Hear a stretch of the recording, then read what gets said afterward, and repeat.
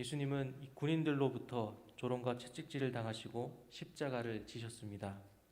죄명은 유대인의 왕이라 주장했다라는 것이었습니다. 십자가에 달리신 예수님은 지나가던 자들과 또 대제사장과 서기관들, 심지어는 함께 십자가에 달린 자들에게로부터 조롱을 받으셨습니다. 이 조롱 가운데서도 예수님께서는 침묵하고 계셨지요.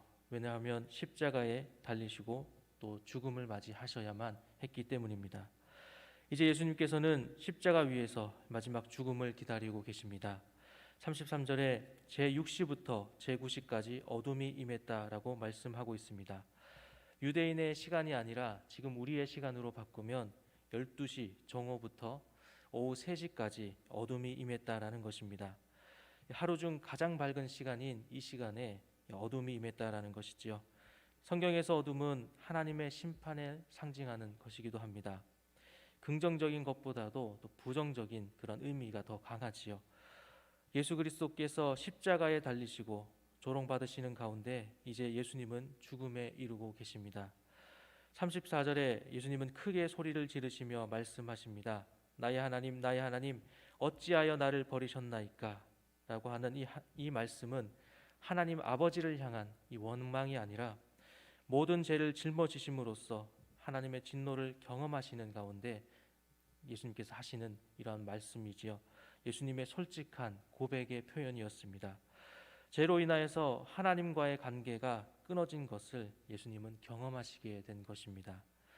우리는 여기서 이 죄로 인해 하나님과의 관계가 끊어지는 것이 얼마나 비참한 것인지를 보게 됩니다.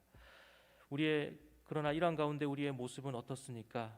죄 가운데 있으면서 하나님과의 관계를 두려워하지 않는 우리들의 모습이 있지는 않습니까? 하나님과의 관계가 끊어지는 것인데도 어쩌면 우리는 아무것도 느끼지 못할지도 모릅니다. 그 심각함을 깨닫지 못하는 것인지도 모릅니다. 예수님께서는 큰 소리를 지르시고 죽으셨습니다. 그리고 그 죽으심과 동시에 38절에 이에 성소 휘장이 위로부터 아래까지 찢어져 둘이 되니라 라고 말씀해 주고 있습니다. 성전이 휘장이 찢어진 것은 우연히 찢어진 것이 아닙니다. 성경은 분명히 위에서 아래로 찢어져서 둘이 되었다라고 말씀해 주고 있습니다. 우연히 찢어진 것이라고 한다면 일부분이 찢어지거나 구멍이 나거나 했겠지만 하나님께서 하셨기 때문에 분명하게 둘로 갈라져 버린 것이죠. 하나님께서 하셨다라는 겁니다. 여기서 성소의 휘장이 지성소와 성소를 구분하는 휘장인지 아니면 이 성전과 성전 밖에 있는 뜰을 구별하는 그 휘장인지는 확실하진 않습니다. 그러나 어느 쪽이든지 이 찢어진 휘장은 성전의 파괴와 또 유대민족에 대한 심판을 말씀해 주고 있습니다. 이미 성전이 무너질 것은 예수님께서 여러 번 말씀해 주셨지요. 예수 그리스도께서 십자가 위 제물로 드려지심으로 이제 그 성전은 기능을 다했습니다. 모든 인간의 죄의 문제는 이제 제사가 아닌 예수 그리스도를 통하여서 사함을 얻습니다. 또한 이제 하나님의 임재는 성전에만 있는 것이 아닙니다. 이스라엘에게 성전은 하나님이 임재하시는 곳이라고 여겨졌지요. 하지만 이제는 하나님께서는 성전에만 계시는 것이 아니라 우리 한 사람 한 사람 성령이 거하시는 성전이 됨으로써 우리는 하나님의 임재에 대한 새로운 길을 얻은 것입니다. 39절에 예수님이 죽으신 것을 본 백부장이 고백의 말씀을 합니다. 마가복음 15장 39절에 예수를 향하여 섰던 백부장이 그렇게 숨지심을 보고 이르되 이 사람은 진실로 하나님의 아들이었도다 하더라 라고 말합니다.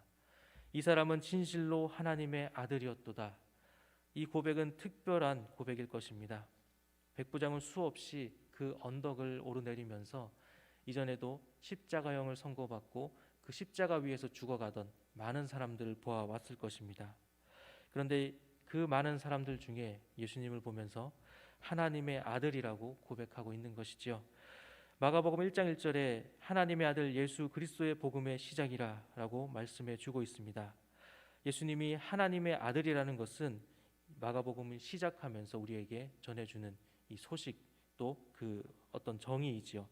그런데 이 백부장은 무엇을 통해서 이러한 것을 고백할 수 있었는지 구체적으로 말씀해 주지는 않습니다.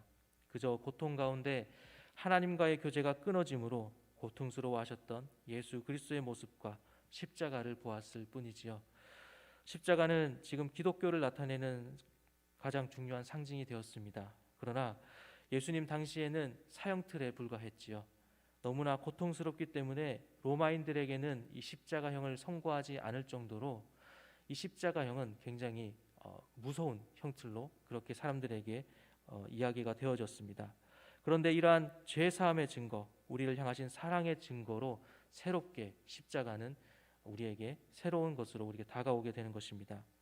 십자가에 달려 돌아가신 예수 그리스도 때문에 이러한 생각의 변화가 있었던 것이지요.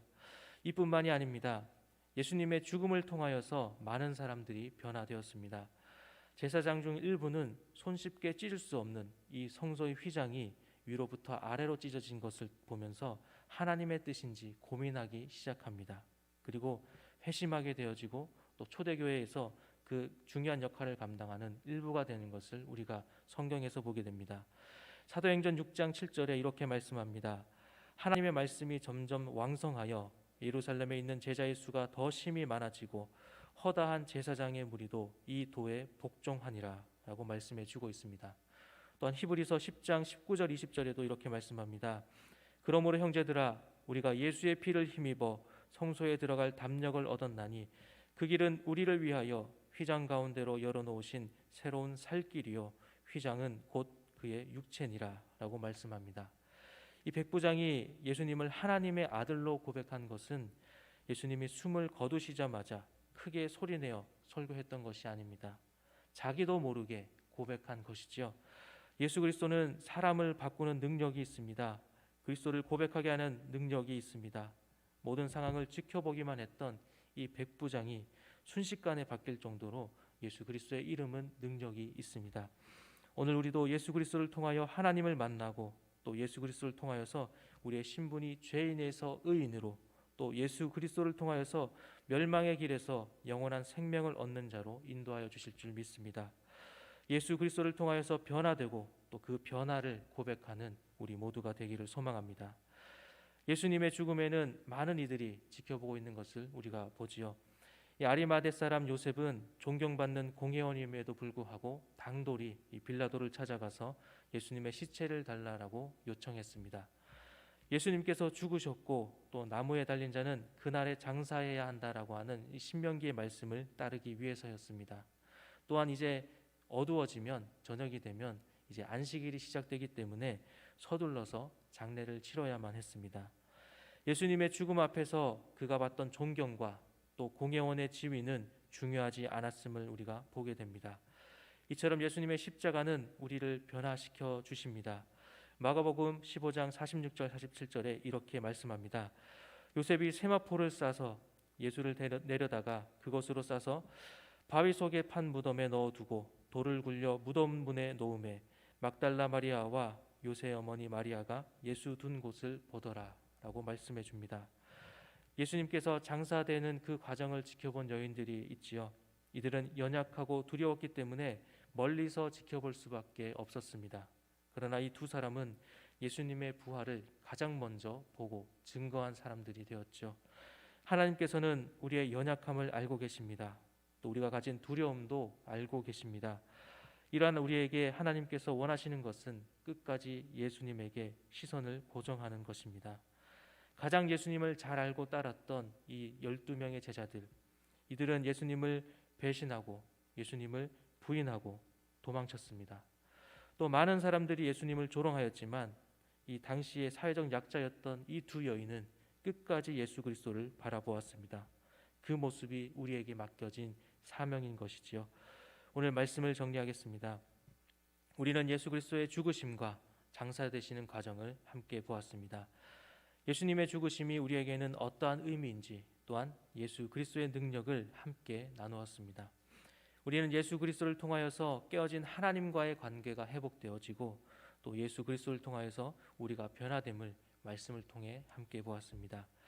사실은 잘 알고 있는 말씀이고 또 잘 이해하고 있는 내용들입니다. 그러나 이 말씀을 우리가 다시 한번 보면서 우리가 아는 것을 마음에 품고 살아가는 이 시간이 되기를 원합니다. 예수 그리스도를 통하여서 진정으로 내 삶이 변화되고 예수 그리스도를 고백하는 우리 모두가 되기를 소망합니다. 기도하시겠습니다.